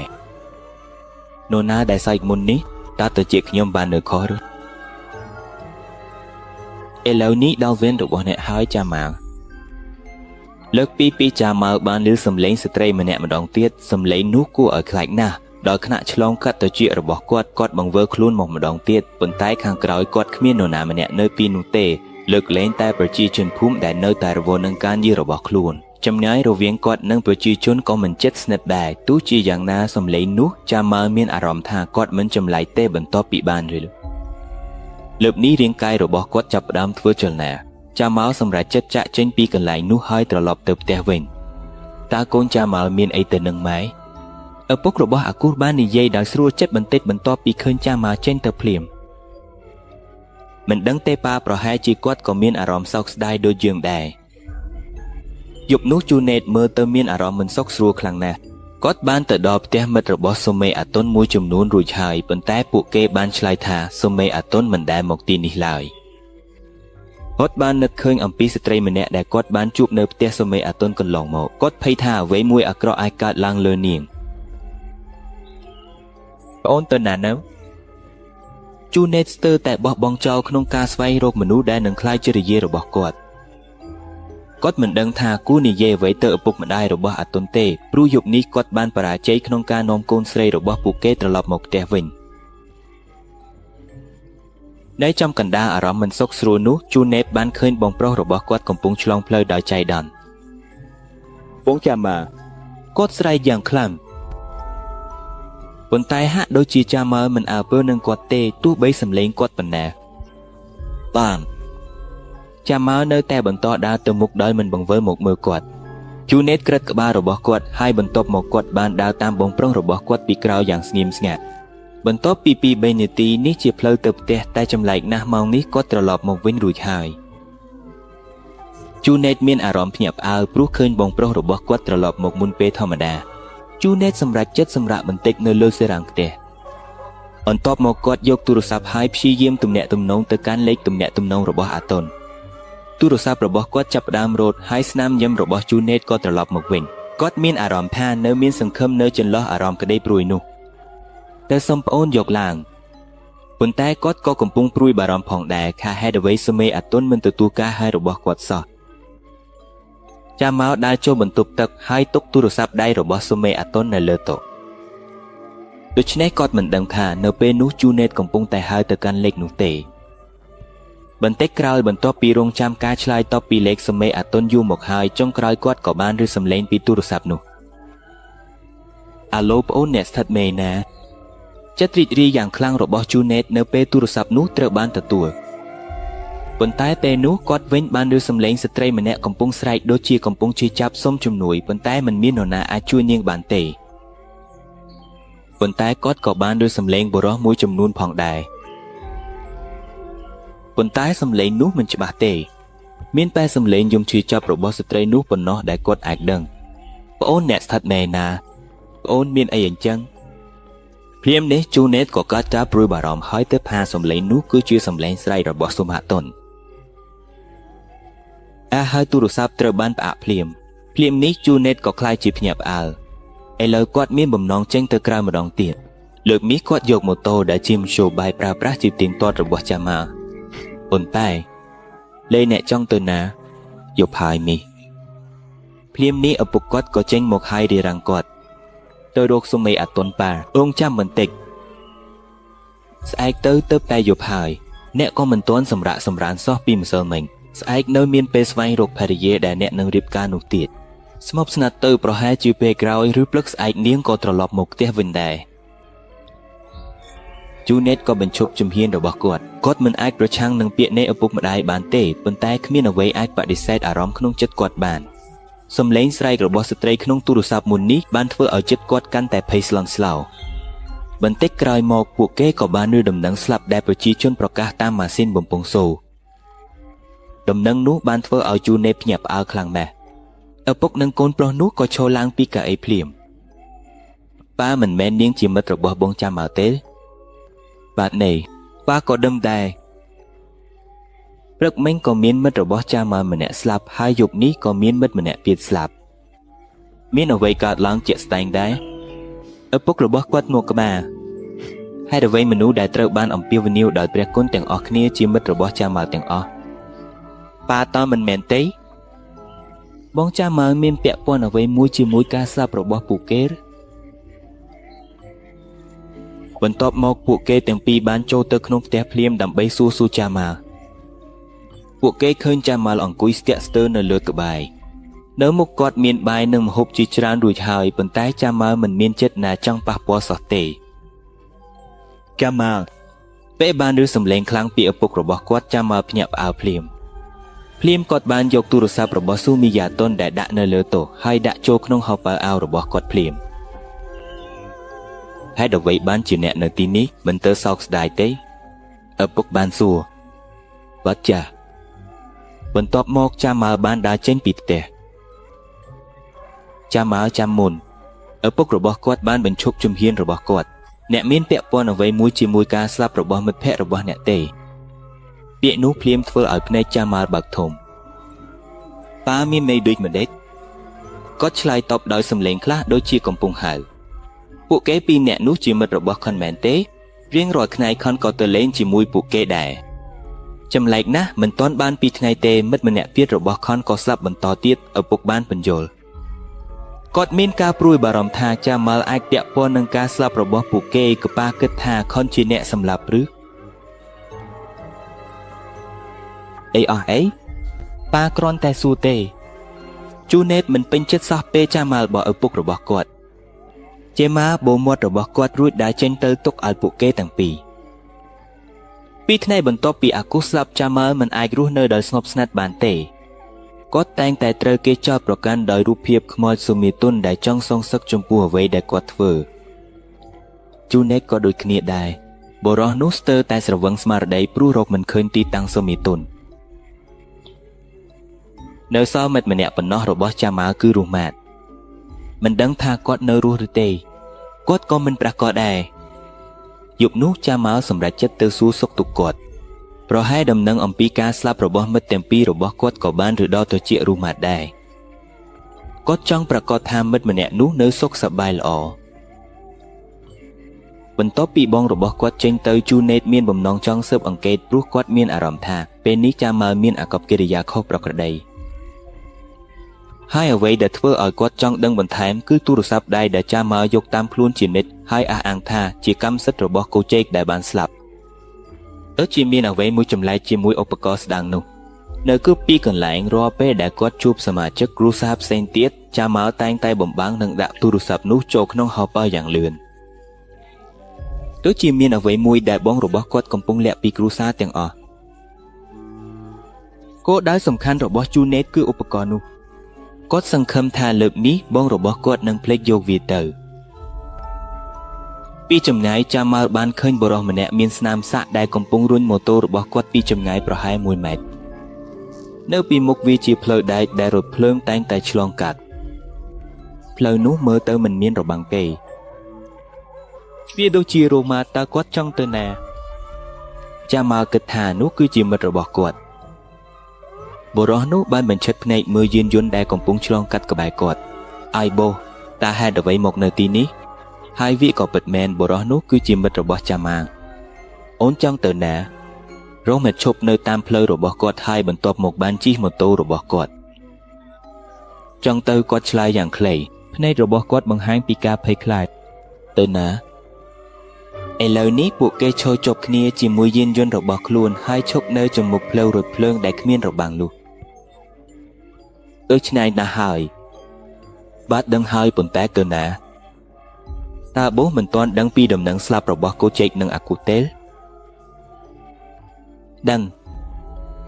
ទាំងពីរនាក់ក៏ស្ងៀមស្ងាត់អាបូសត្រូវបានគេបំភ័យដោយវិញ្ញាណស្ត្រីនោះឬចាម៉ាល់ក៏ក្រឡេកក្បាលទេទោះបីជាគាត់ដឹងថាវិញ្ញាណសុមេអាតុនក៏បានបំភ័យគាត់ដែរក៏ដោយគាត់មិនបានប្រាប់រឿងនោះទៅរ៉ូម៉ាត់ទេ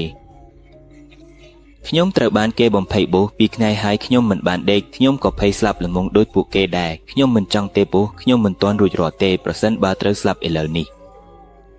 បន្ទាប់ពីនិយាយបែបនេះរួចរ៉ូម៉ាត់ក៏បន្តរុញម៉ូតូរបស់គាត់រហូតដល់ឃើញមនុស្សលក់សាំងអកុសលពីខាងឆ្វេងមានរថភ្លើងមួយកំពុងឆ្លងកាត់ដោយល្បឿនលឿនរថភ្លើងនោះបានបោកស្ទើរតែមួយដងទាំងរាងកាយនិងម៉ូតូរបស់រ៉ូម៉ាត់ឲ្យរាងកាយរបស់គាត់ត្រូវរថភ្លើងកិនបំផ្លាញចេញជាច្រើនផ្នែកប្រជាជននៅក្បែរនោះក៏រត់ចេញទៅកាន់ទីនោះភ្លាមចាម៉ាល់អង្គុយមាត់អាឡោះអាឡៃដោយឃើញហេតុការណ៍នៅមុខភ្នែករាងកាយរបស់គាត់ក៏ដួលសន្លប់ហើយអស់កម្លាំងភ្លាមរ៉ូម៉ាត់គឺស្រែកសម្លេងខ្លាំងបំផុតឥឡូវនេះដល់វេនរបស់អ្នកហើយចាម៉ាល់សំឡេងស្ត្រីអាចកំបាំងនោះក៏លេចឡើងវិញដោយពេលមិត្តរបស់គាត់ស្លាប់មុននេះភ្លាមចាម៉ាល់ក៏បើកម៉ូតូរបស់គាត់យ៉ាងលឿនហើយចាក់ចេញពីកន្លែងនោះគាត់មិនខ្វល់អំពីសុខមិត្តរបស់គាត់ដែលត្រូវបំផ្លាញនោះទៀតទេគាត់មើលនាឡិកានៅលើដៃរបស់គាត់ពេលវេលាបង្ហាញថាជិតម៉ោង 9 យប់ហើយដោយមិនដឹងខ្លួនបន្ទាប់ពីពិនិត្យពេលវេលានៅលើដៃរបស់គាត់ភ្នែកគាត់មិនបានឃើញថាមានម៉ាស៊ីនជីកមួយកំពុងរត់មករកគាត់ហើយយានយន្តទាំងពីរនោះបានបុកគ្នាភ្លាមរាងកាយរបស់ជីម៉ាល់ត្រូវបានបោះចេញបណ្ដាឲ្យមានរបួសនៅតំបន់ចិញ្ចើមរបស់គាត់នៅពេលនោះផងដែរជូណេតនិងឪពុកម្ដាយរបស់គាត់និងឪពុកម្ដាយរបស់សុំយាតុនបានមកដល់ទីនោះភ្លាមបន្ទាប់មកគាត់បានបើកកំណត់ត្រាមួយនៅលើទូរស័ព្ទដែលជីម៉ាល់បានលាក់ពីពួកគេមកដល់ពេលនេះហើយមើលទៅទូរស័ព្ទនោះគឺជាទូរស័ព្ទរបស់សុំយាតុនក្នុងពេលកំពុងយំសក់ទឹកភ្នែកជូណេតបានចាក់កំណត់ត្រានោះនៅមុខជីម៉ាល់ផ្ទាល់បន្ទាប់មកគាត់បានបន្ថែមសំឡេងឲ្យឡើងសំឡេងស្រែកនោះគឺច្បាស់ថាជាសំឡេងរបស់សុំយាតុននៅទីនោះកូនស្រីដែលជាអនាគតភរិយារបស់គាត់កំពុងមានការឆ្លោះធំជាមួយជីម៉ារហូតដល់វិនាទីចុងក្រោយមានសំឡេងមួយរបស់សុំយាតុនដែលធ្វើឲ្យចិត្តឈឺចាប់ខ្លាំងពេលស្ដាប់សុំយាទៅនៅសំបីតែខំអំពាវនាវដោយឈឺចាប់ប៉ុន្តែគ្មាននរណាម្នាក់នៅទីនោះដែលចង់ជួយនាងទេមានតែសំឡេងដកដង្ហើមរបស់បុរសមួយចំនួនដែលម្នាក់ក្នុងចំណោមអ្នកប្រព្រឹត្តនោះគឺជាបងប្រុសរបស់នាងផ្ទាល់បន្ទាប់មកជូណេតបានបញ្ឈប់កំណត់ត្រានោះដូចគ្នានេះដែរមាតាបិតារបស់គាត់និងមាតាបិតារបស់សុំយាតុនបេះដូងមានអារម្មណ៍ថាត្រូវបានកាត់បាក់យ៉ាងខ្លាំងពេលស្ដាប់សំឡេងក្រហាយរបស់កូនស្រីដែលកំពុងទ្រាំឈឺក្នុងកំណត់ត្រានោះនេះអ្វីដែរបងជូណេតបានចាប់ក្បាលអោបបងប្រុសរបស់គាត់ភ្លាមរងចាំខ្ញុំអាចពន្យល់អស់បានទាំងអស់ចាម៉ាល់បាននិយាយដោយមើលទៅភ័យខ្លាចបំផុតបន្ទាប់ពីសកម្មភាពអាក្រក់ទាំងអស់របស់គាត់ត្រូវបានបង្ហាញចេញគាត់មិនបានគិតថានៅពេលកើតហេតុនោះសុំយាតុនបានកត់ត្រាសន្យាទាំងអស់របស់ពួកគេឈួតណាស់ទោះបីទូរស័ព្ទស្ថិតនៅជាមួយគាត់ក៏ដោយគាត់មិនដែលពិនិត្យមើលមាតិកាទាំងអស់ក្នុងទូរស័ព្ទនោះឡើយជូណេតដែលកំពុងខឹងខ្លាំងបានវាយបុកចំនួនមួយទៅលើចាម៉ាល់ភ្លាមបងបានធ្វើអ្វីទៅលើកូនស្រីដែលខ្ញុំចង់រៀបការជាមួយបងនិយាយអស់ទៅជូណេតមិនអត់ឱនបន្តវាយបងប្រុសរបស់គាត់រហូតដល់ចាម៉ាល់ទទួលសារព្រមានអំពើទាំងអស់របស់គាត់គ្រប់គ្រាន់ហើយឈប់ទៅចាម៉ាល់បានស្រែកដោយឈឺចាប់គាត់កាន់ពូរបស់គាត់ដែលត្រូវបានវាជាបន្តបន្ទាប់ដោយប្អូនប្រុសមុខរបស់គាត់ខ្លះក៏មានស្នាមជាមហើយមិនទាន់មានរូបរាងដើមទេបងសារភាពហើយបងនិងមិត្តរបស់បងមួយចំនួនបានរំលោភកូនស្រីដែលប្អូនចង់រៀបការជាមួយដោយបដូរគ្នាពេលបានរសារភាពរបស់ចាម៉ាល់ជូណេតកាន់តែខឹងខ្លាំងបងនិយាយអស់ទៅគឺគាត់នៅតែមិនជឿថាចាម៉ាល់និងមិត្តក្រុមបោកប្រាស់របស់គាត់បានរំលោភតែប៉ុណ្ណោះចាម៉ាល់កន្ទុយក្បាលចុះបន្ទាប់មកបងបានចាក់ដៃឆេះមួយទៅក្នុងអង្គប្រាសាទរបស់នាង បងអូសខ្លួននាងហើយបងបុកនាងជាមួយម៉ាស៊ីនជីកដីរហូតឆ្អឹងក្បាលនាងបែកបាក់សូមអភ័យទោសបងផងសូមអត់ទោសបងផងក៏ចាំមកភ្លាមសំពះជើងជូណេតពេលបានរសារភាពដ៏គួរឲ្យភ្ញាក់ផ្អើលបន្ថែមទៀតអ្នកទាំងអស់នៅទីនោះមិនអាចគប់ទឹកភ្នែកបានទៀតទេជាពិសេសម្ដាយរបស់សូមយ៉ាតុនបន្ទាប់ពីដឹងថាកូនស្រីរបស់នាងត្រូវបានសម្លាប់យ៉ាងសាហាវស្ត្រីវ័យដណ្ដានោះបានយំខ្លាំងបំផុតហើយបន្ទាប់មករាងកាយនាងបានដួលសន្លប់ហើយមិនដឹងខ្លួនជូណេតព្យាយាមរឹងមាំចិត្តដើម្បីទទួលយកការពិតទោះបីជាមិនអាចបដិសេធបានថាទឹកភ្នែករបស់គាត់នៅតែហូរចុះបន្ទាប់មកគាត់បានដាស់ចែមកប្រាប់មកអ្នកបានបោះសុបនាងទៅណាជូណេតដូចជាមានអារម្មណ៍ស្អប់ខ្ពើមហើយមិនចង់មើលមុខបងប្រុសរបស់ខ្លួនផ្ទាល់អាកប្បកិរិយាឥតមនុស្សធម៌របស់គាត់មិនអាចទទួលយកបានទេនៅទីនោះគម្រាមដៃរបស់ចាម៉ៅបានបង្ហាញទៅកាន់អគារទំនេរមួយដែលគ្មាននរណាស្នាក់នៅដែលស្ថិតនៅមិនឆ្ងាយពីទីនោះសពនាងស្ថិតនៅខាងក្រោយផ្ទះនោះគឺមុនពួកគេដើរទៅទីនោះស្រាប់តែមានសំឡេងម៉ាស៊ីនជីកដីដែលបានបុកចាម៉ៅកាលពីមុនដំណើរការឡើងដោយខ្លួនឯងដោយគ្មាននរណាដឹកនាំម៉ាស៊ីនជីកដីនោះបានដើរទៅរកចាម៉ៅដោយខ្លួនឯងប៉ុន្តែចាម៉ៅវិញគាត់ឃើញថាយានយន្តនោះកំពុងត្រូវបានបើកដោយរូបខ្មោចសូមយ៉ាតុនចាម៉ៅបានរត់គេចភ្លាមគុំសម្លាប់ខ្ញុំគាត់និយាយព្រមទាំងបន្តរត់ល្បឿនរត់របស់គាត់មិនអាចឈ្នះល្បឿនរបស់ម៉ាស៊ីនជីកដីនោះបានទេភ្លាមនោះសាកសពរបស់យេម៉ៅត្រូវបានរត់ពីលើភ្លាមបងចាម៉ៅជូណេតនិងឪពុកម្ដាយរបស់គាត់បានស្រែកយ៉ាងខ្លាំងបំផុតពួកគេបានរត់ទៅកាន់ចាម៉ៅដែលកំពុងស្ថិតក្នុងស្ថានភាពជិតស្លាប់បន្តិចក្រោយមកមានប៉ូលីសមួយចំនួនក៏បានមកដល់កន្លែងនោះសម្រាប់លើកចុងក្រោយរូបខ្មោចសូមយ៉ាតុនបានមកជួបពួកគេទាំងអស់អ្នកដែលស្ថិតនៅទីនោះសុទ្ធតែភ្ញាក់ផ្អើលជូណេតក៏ដូចគ្នាផងដែរវិញ្ញាណរបស់នាងមើលទៅសោកស្ដាយខ្លាំងណាស់នៅពេលត្រូវចាក់ចេញពីលោកនេះបន្ទាប់ពីបញ្ចប់រឿងរ៉ាវនិងការសងសឹករបស់នាងសូមយ៉ាតុនបានរុញដៃប៉ះពួកគេដើម្បីជាការសម្ដែងនៃការលាដ៏ចុងក្រោយបន្ទាប់មកគ្រូបនោះក៏បាត់បង់ទៅដោយមានពលិសខ្មៅមកទទួលនាងឡើងទៅមេឃជូណេតបានដួលសន្លប់ភ្លាមពេលបានឃើញអ្វីទាំងអស់នេះចំណែកឪពុករបស់ជូណេតវិញបានណែនាំប៉ូលីសទាំងនោះឲ្យទៅផ្ទះទំនេរមួយដែលនៅទីនោះមានសពសូមយ៉ាតុនកំពុងរងចាំឲ្យបញ្ចប់បុណ្យសពយ៉ាងសមរម្យរឿងស្នេហាជូណេតនិងសូមយ៉ាតុនត្រូវបញ្ចប់មុនពេលដល់ពិធីអាពាហ៍ពិពាហ៍ដោយសារការស្លាប់យ៉ាងសាហាវដែលកើតឡើងលើកូនស្រីដែលជាភរិយាអនាគតរបស់គាត់ដែលអ្នកសម្លាប់នោះមិនមែនជាអ្នកអតីតទេគឺជាបងស្រីរបស់នាងផ្ទាល់